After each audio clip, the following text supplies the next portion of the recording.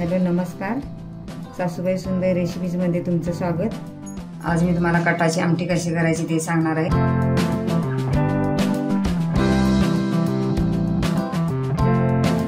त्यासाठी लागणारे साहित्य आहे हे धने आहेत मोठे 2 चमचे, हे जिरा 1 मोठा चमचा, तीळ आहे 1 चमचा, हा 1 मोठा कांदा कट करून भाजून घेतलेला आहे, ही कोथिंबीर आहे, हा पुदिना आहे, लसणीच्या 10-12 पाकळ्या आहेत, हे आलं आहे, हे खोबरं आहे, हे सुकं खोबरं आहे, ही वेलची आहे, हे जायफळ आहे, ह्या मिऱ्या आहेत, लवंगा आहेत, हे चक्री फूल आहे, हे तमालपत्र आहे, हे दालचिनी आहे, तीळ जिरे धने हा सगळा गरम मसाला तेलामध्ये परतून घ्यायचा आहे, खोबरं पण परतून घ्यायचं आहे चिरून।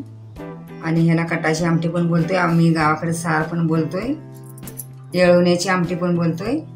ही आमटी आज ती तुम्हाला मी दाखवणार आहे कशी बनवायची। आता मसाला सगळा भाजून घेतलेला आहे, आता मिक्सरला सर्व बारीक करून घ्यायचं आहे।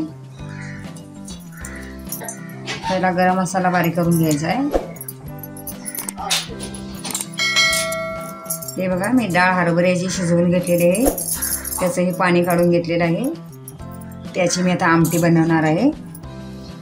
गॅसवर पातेलं ठेवलेलं आहे, त्यामध्ये मी तेल घालून घेते। मला 5-7 वाटी आमटी करायची आहे, तेल थोडं जास्त लागतं कटाच्या आमटीला।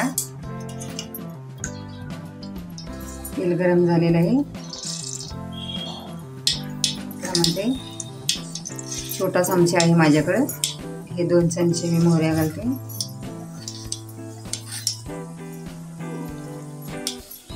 जिरे,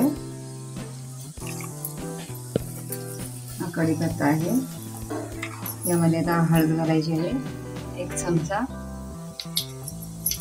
त्यामध्ये हा मसाला घालायचा आहे बारीक केलेला,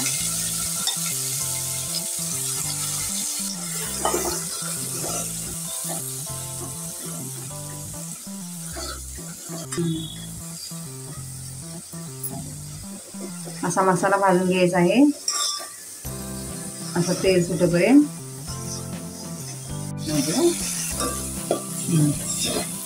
हे बघा असा मसाला छान भाजायचा आहे। आता थोडं त्याला तेल सुटलं आहे, यामध्ये आता तिखट घालायचं आहे,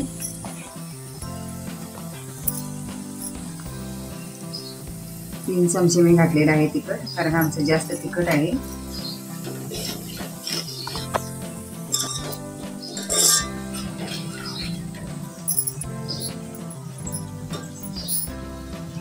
हे बघा आता मसाला भाजलेला आहे, हे तिखट पण टाकलेलं आहे, हे बघा कसं छान।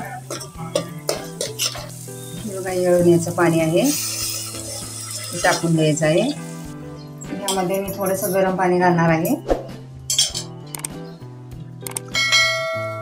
आम्हाला थोडं पातळच लागते। यामध्ये चिंच घालायची आहे, आता चवीप्रमाणे मीठ घालायचं आहे।